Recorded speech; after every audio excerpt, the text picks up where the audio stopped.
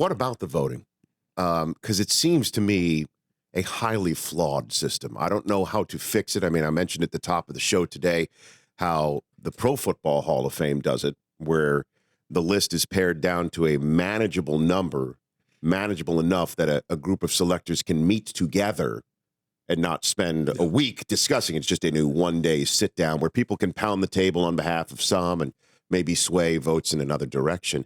How would you categorize the voting system for the Baseball Hall of Fame right now, George? Well, I think looking for perfection in the way we select presidents or Hall of Fame members Yes. is a non-starter.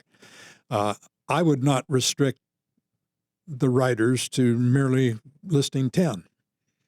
Put all the people down who, as they become eligible, retired for 5 years, are of Hall of Fame caliber, and let it rip. Mm-hmm. You could, I suppose, say you don't want to have a class of 10 to get in. You could say, well, the top 5 vote getters will have a cutoff there, and those who got 6th and less can try again. Wait another day.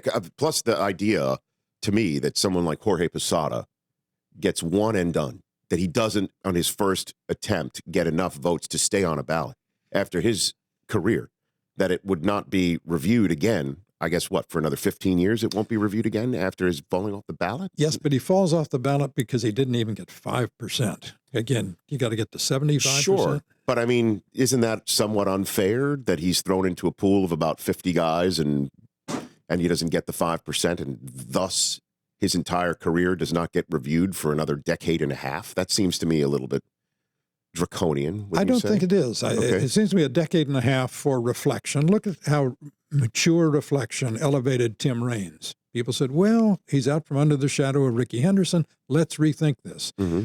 And it took him about 10 years in his case. Mm-hmm. Might take 15 years to get to the Veterans Committee or someone else to rethink it, but that's fine. But if you can't even get 5%, I see no point in continuing without a hiatus. The Rich Eisen Show, weekdays at noon Eastern on Audience.